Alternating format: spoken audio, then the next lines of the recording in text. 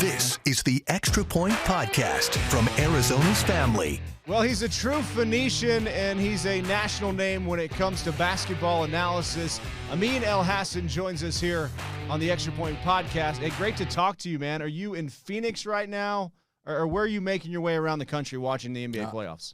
I am in Phoenix for now. I've decided to stay home for the first round and then going to start doing a little bit of travel, starting the second round. And then once we get to the conference finals and the finals, then I want to be there on a daily basis. So as you watch this Phoenix Suns series and how things played out the other night, Devin Booker going down and the Suns losing to the Pelicans, how concerned should we be about the Suns going forward here?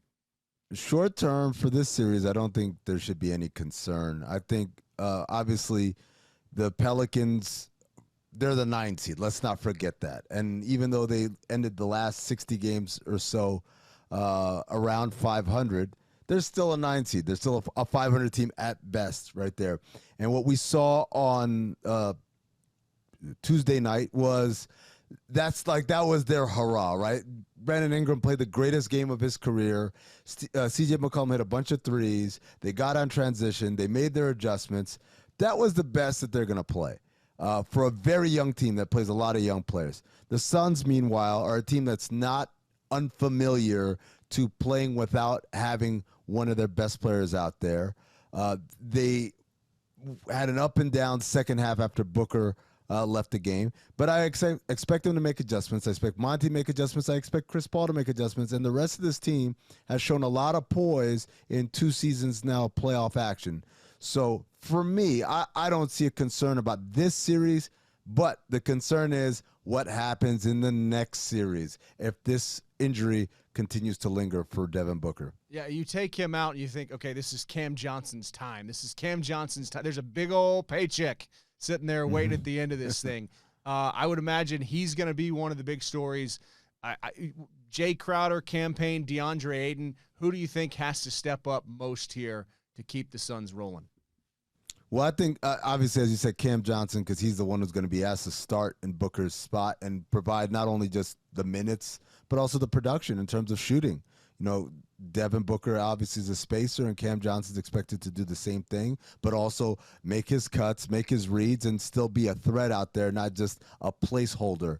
But beyond that, I think DeAndre Ayton really needs to step up because he is the second star now after Chris Paul. He is going to be the one that's going to be looked to provide the production, the points scored, particularly around the basket in the paint, the easy points scored. And he's got the opportunity. He's playing against, when you look at Valanciunas, I don't think is as mobile as DeAndre Ayton is. And then when you look at Jackson Hayes, doesn't quite have the heft. So Ayton's got the advantage. He's got to be a little bit more aggressive, I think. I wouldn't want to lean on Valanciunas all night. He looks like one of those guys back in the middle ages that used to storm castles or something like that. I think he'd be a good action figure.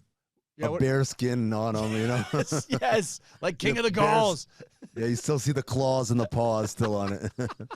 Yeah, he's I really like this Pelicans team going forward here. What do you think they're missing from becoming, higher than the 9 seed and being somebody that can contend here?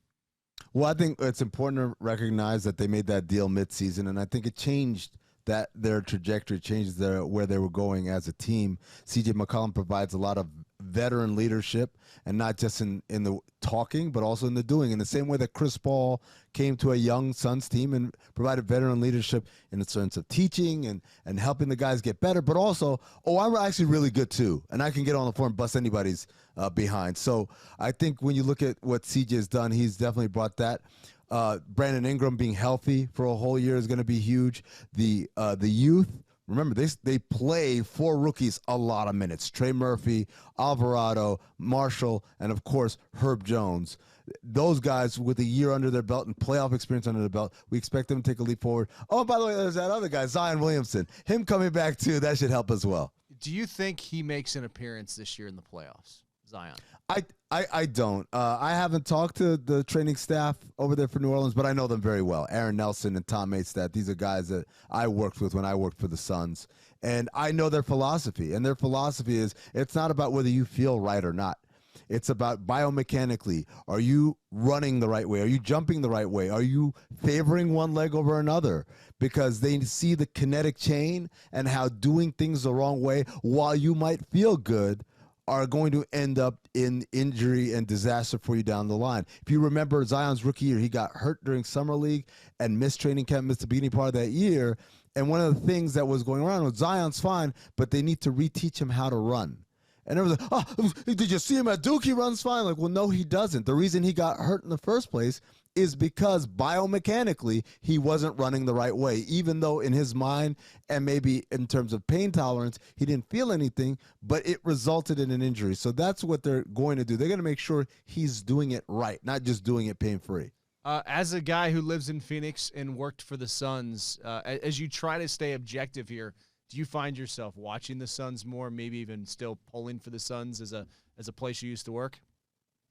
Not really. I learned that a long time ago. I grew up in New York City, and I was a big Knicks fan. And then I worked for the Knicks, and then I realized, oh, this is a job, and my loyalty is to who pays me. And so I personally don't really care. I have zero feelings whatsoever. I have friends, obviously, that work for the Suns that I care about, and I want to see them be happy and do well.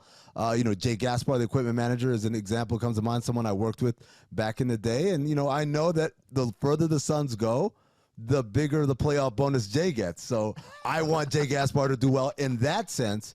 But in the sense of, a rooting interest, I don't really have one, even though my kids are all Suns fans. They all love Devin Booker. They love Chris Paul. So I live in a house that roots and supports the Suns, even as I don't really care one way or another. How many kids do you have?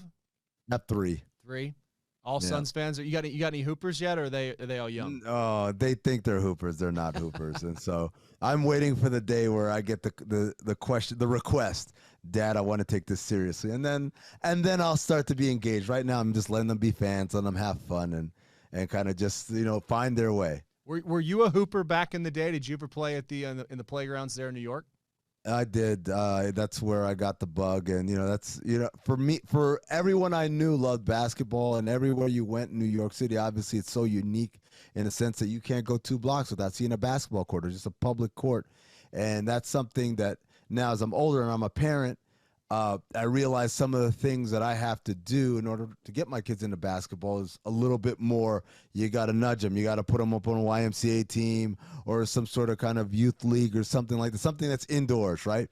Whereas for me growing up, my parents were doing the opposite. They were like, oh, you're wasting too much time playing basketball, get inside right now. And so it is a weird dynamic to think of that, that rather than kind of the game finding you, you got to go out and find the game. Well, and you went from playing to working for the Knicks, working for the Suns. What was the most random task that you were assigned as a member of the Phoenix Suns organization that got you close enough to greatness, something that you can comment on in your current job now that's really helped you out?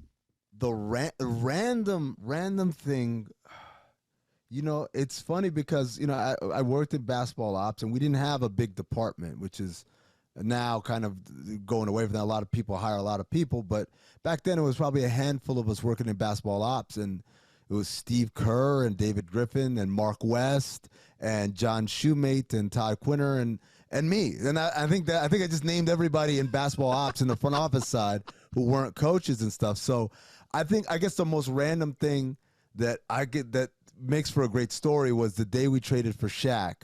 Shaq arrived at midnight for a workout. The very first day he came to the gym, and Mike D'Antoni was there, and David Griffin was there, and Steve Kerr, and so we're gonna run a workout, and I had to be one of the practice dummies out there. So Coach Dan was ball handler, and I had to guard him, and Shaq was supposed to do what we call a touch and go drill, where you're not actually setting a screen, you're just doing a light tap, you're slipping the screen, and you're rolling, and then the coach will throw a lob, and he dunks it. And so I'm the token defense, and Shaq lightly tapped me, and it literally felt like a freight train hit me. My neck cracked, and I felt like a large immovable object had just ran into me. And so every time I'm watching, and when people see kind of LeBron, for instance, or Joel Embiid or one of these guys get slapped and there's no call, and I'm like, yeah, I know that's a foul, but also I know how it feels on the other end of that, and and beyond. Obviously, Shaq was a lot bigger than those guys, And it's not fun. Even if the foul call comes in, it's still not fun to get hit that hard. Well, and I know why free throw shooting is so hard in the playoffs. You get hit by a freight train, and then you have to regroup and go stand in a line with 10,000 people yelling at you, and it hurts. Yeah. I mean, no one really understands, like, why can you make a three and not a free throw, and it totally makes sense. If the Suns do not go all the way this year, will this be the biggest Valley sports disappointment since Robert Horry, since Tim Duncan hit the three? I mean, I don't want to be negative Nelly here, but I'm a little concerned. Well, it depends on what stops them. If they're stopped because Devin Booker was hurt and they lose to the Pelicans or even in the next round, then I think that is a massive disappointment. Kind of the same way where Joe Johnson had his face bashed in and came back, but it was just too little too late for that Spurs series in 2005. But I think while injury stinks, the sting isn't quite as bad as you're beating them and then two of your best players get suspended because they did something dirty. That one hurts because that was out of our control in 2007. And then 2008, that one sucks because Tim Duncan literally hadn't hit a three all year long. All year long. We lost in 5. I tell people all the time, it's crazy. We lost in 5 games that year. Game 1, Tim Duncan does something that he's never done before, which is take and make a 3. Game 2 came down to the wire, and it was a close one. Game 3, they blew us out. Game 4, they blew us out, or we blew them out. And then Game 5 was another one where we messed up the end of game possession. And so, yes, we lost, and we did not deserve to win that series. But it's not like they were so light years ahead of us. I mean, the gap was not that big, but it was enough for them to beat us. And those are the ones that sting, where it was like, you can't blame an injury. You can't blame a suspension. You just weren't good enough. Yeah, no, for sure. That's happened a lot around here, but that's what makes Phoenix sports great. Real quick, you're a big Star Wars guy, right? Yes. Will you join me in my crusade to rename the mascot for Millennium High School the Falcons instead of the Tigers? I'm looking for support. Oh, that is an awesome nickname. Absolutely. If there's a petition, I'll sign. If you need me to make a video saying why it needs to be that way, I'll do it, because that's cool, because it's not over the top. I thought you were going to go with like something like, the Baby Yodas or something like that. So I think that's a little too much. But if you say the Millennium Falcons, that's cool, because you can just say the Falcons, and for the casual fans, they don't see anything with it. But for those who know, that's a great inside joke. All right, we have beef every Friday night, me and Millennium High School. Real quick, just tell us where we can find you here in the playoffs, how we can connect with what you're doing, and follow you on social media. Okay, there's a lot of stuff. So social media is probably the easiest place. At Darth Amin on Instagram and on Twitter. That one's easy to remember. As far as finding my basketball takes, here you go. We have the Basketball Illuminati podcast. That's a podcast I do with Tom Habistro for the Meadowlark Media company. That's the company that Dan Le Batard and John Skipper, the former president of ESPN, started. So we do that weekly. That comes out on Wednesdays. And if you need something a little bit more frequent, a little bit more timely, I'm on NBA Radio, Sirius XM NBA Radio, channel 86. We do that several times a week from 7 to 10 a.m. I guess that's Pacific time. I get confused this time of year. No, I don't even know what time zone Arizona's on. So 7 to 10 Pacific time. That's easy to do right there. Sundays, 7 to 10 Pacific time, AM as well. I have NBA Insiders with Jason Jackson. And then finally on Friday evenings, 7 p.m. to 10 p.m. Pacific time on Mad Dog Sports Radio. That's also Sirius XM channel 82. We're on there as well. And that's a more general sports show. But there's a plethora of places to find me. I usually try to tweet out where I'm going to be. So, well, we'll be following. We appreciate the takes and giving us some time here on Arizona's Family. So enjoy the rest of your day, and great talking to you. No problem. Thanks a lot, Mark. The Extra Point Podcast is a production of 3TV, CBS 5, and azfamily.com in Phoenix, Arizona.